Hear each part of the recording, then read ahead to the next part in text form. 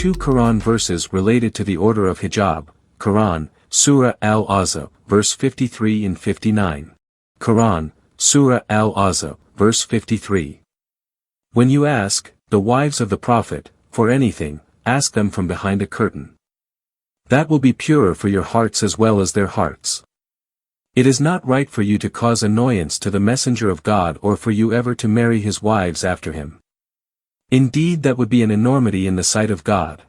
Quran, Surah Al-Ahzab, verse 59. Tell thy wives and thy daughters and the women of the believers to draw their cloaks close round them. Why did Muhammad reveal these verses? To understand that, we need to see the events behind the verses. Hadith Sahih Bukhari, Volume 1, Book 4, Number 148 explains the event behind the Quran, Surah Al-Ahzab, verse 59 revelation.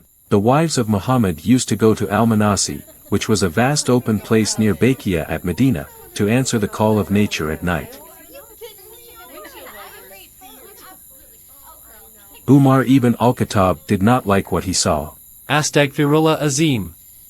What an embarrassing view. He decided to complain about this to Muhammad. O Rasul Allah, let your wives be veiled so nobody could see their bodies when they are defecating. But Muhammad ignored him. Umar angrily thought in his mind. He does not consider it as a big problem.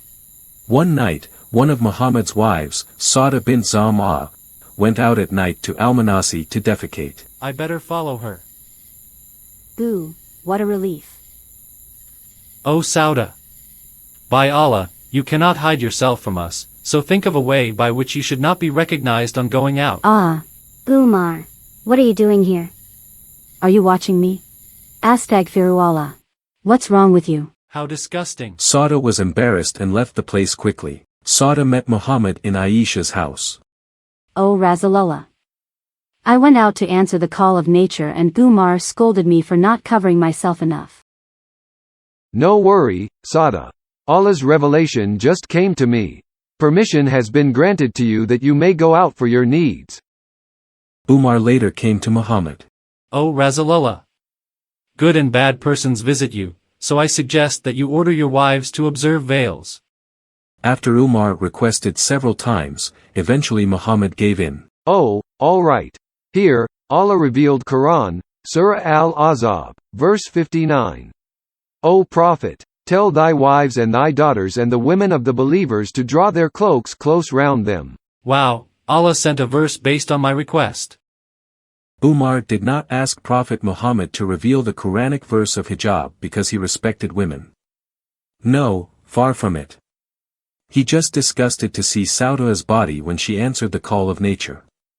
But what kind of man liked to peek at his best friend's wife when defecating? The following hadith shows a clear example how Umar disrespected women. Musannaf ibn Abi Shaybah, number 6382.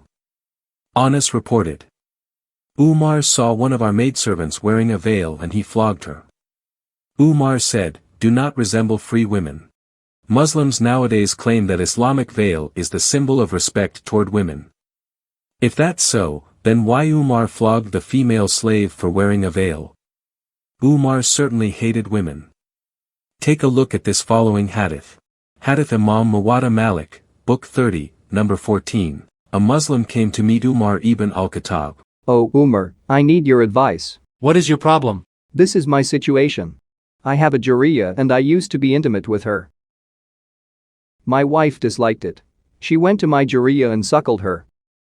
When I would like to approach my Jariya again, my wife told me I am not allowed to do so anymore, since she had suckled her. She is our relative now. You cannot be intimate with her anymore. Umar then ordered. Beat your wife and go to your Jariya again. Kinship by suckling is only by suckling babies. So the Muslim did exactly what Umar told him to do. This is for trying to prevent me to approach my Jariya. Then he approached his Jariya again. Umar was a violent man who did not hesitate to enslave, beat, flog, betray women, even advised other Muslims to do the same thing. Muhammad also supported Umar's violent tendency toward women by saying, a man will not be asked as to why he beat his wife. Muhammad and Umar were just two of a kind, a kind of men who used violence to control women around them. The hijab order came out of their hatred toward women. Al-Suyuti mentioned another event behind Quran, Surah Al-Ahzab, verse 53, in his book Asbab al-Nuzul Quran. One day, Talha ibn Ubaydillah came to his cousin, Aisha, and chatted with her. Muhammad came and he did not like what he saw. Don't you ever come here and talk to my wife alone again. But Aisha is my cousin, and Allah knows that neither I nor she said anything abominable. There is none more jealous than Allah. There is none more jealous than me. Talha left Aisha's house angrily. Muhammad refrain us from marrying our cousins, yet he marries our women after we die. Therefore, after he dies, I will surely marry Aisha. Muhammad was shocked when he heard that. Oh no, you don't. Allah just said that it is not right for you to annoy Rasul Allah nor marry his widows after him at any time. When you ask my wives for anything you want, then ask them from behind a screen. Quran, Surah Al-Ahzab, verse 6 says, "The Prophet is closer to the believers than their own selves and his wives are their mothers. You cannot marry your own mother." Since then, Muhammad's wives always had to wear hijab or niqab whenever they met any man who is not their relatives or husband.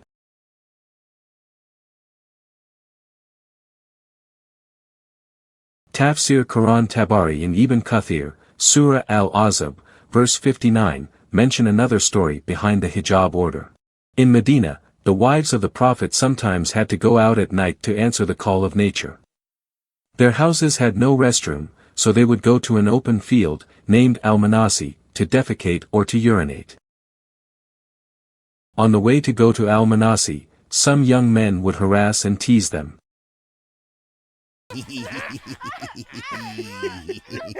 When they reported that harassment to the Prophet, he did not to do anything toward the rowdy young men. Instead, he ordered his wives to wear hijab that covered all parts of their bodies, including the eyes. Oh, Allah just sent an order for you all. Quran, Surah Al-Ahzab, verse 59. O Prophet, ask your wives, daughters, and believing women to draw their cloaks over their bodies. In this way, it is more likely they will be recognized as virtuous and not be harassed. And Allah is all-forgiving, most merciful.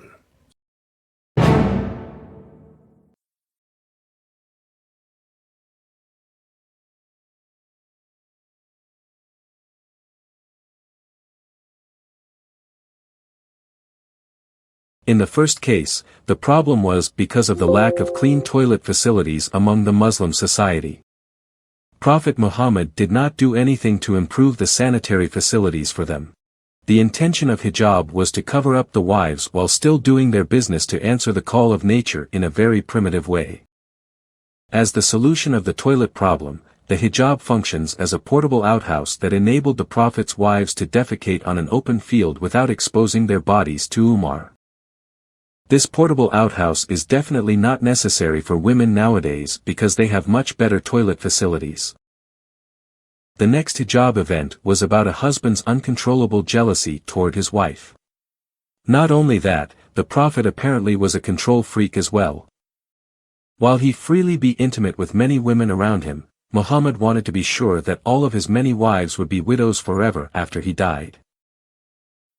To accomplish this, he revealed Quran, Surah Al-Ahzab, verse 53, "It is not right for you to cause annoyance to the Messenger of God or for you ever to marry his wives after him." The source of the problem is in Prophet Muhammad's mental health, yet he punished his wives by wearing hijabs that function as a portable jail. He even told them to just stay at home in Quran, Surah Al-Ahzab, verse 33. Would wearing a hijab could cure the husband's mental problems? The last case was about rowdy young men harassing the Prophet's beautiful wives. He had all the power in Medina to control these young men, to order them to behave, but he didn't do it. Instead, he put all the blame on his wives by forcing them to wear the hijab that cover all parts of their bodies, even including the eyes. That kind of covering would certainly limit their eyesight and mobility. My question is, can a veil or hijab alone protect women from the hands of sick-minded men? The answer is emphatically, no. Conversely, the responsibility and desire of the hearts of men should be to protect the chastity of a woman.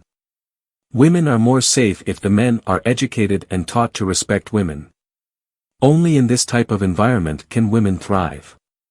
For instance, Khadija, the first wife of Muhammad. Would Khadija be able to work productively as the boss of her trade and transportation company if she had to face so many limitations that Muhammad put on the women in Medina? To be able to run her business, Khadija had to deal face to face with her employees, camel riders that were mostly men in her office. Under Islam, she wasn't allowed to be alone with them. That kind of limitation would severely restrict her ability to conduct her business. Under Sharia, Khadija would have to ask a permission from her husband or male family member to have a career. This is laughable since Khadija was the one who provided for Muhammad throughout their 25 years of marriage.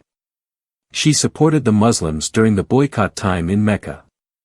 She couldn't do that if she had to just stay at home, such as the order in Quran, Surah Al-Ahzab, verse 33. She thrived and was respected in Mecca because the pagan Meccan community upheld her freedom and rights to pursue what she wanted. Muhammad ignored all of these, and decided to revoke women's freedom with misogynic orders such as Quran, Surah Al-Ahzab, verse 53 and 59. Because of this, millions of women in Islamic countries simply don't have freedom of choice. Hijab for them is a forced legal requirement. Those women who prefer not wearing hijab could face deadly consequences. They could have their faces slashed with razors, have acid thrown in their faces, or they could be killed and imprisoned until the Islamic regimes were able to enforce compulsory veiling and establish their rule. In the past, Muhammad went mad, therefore he suppressed women. After his time, Muslim leaders follow Muhammad's madness to the extreme, to the point of killing women in the name of Islam, as in the recent slaying of Mahsa Amini.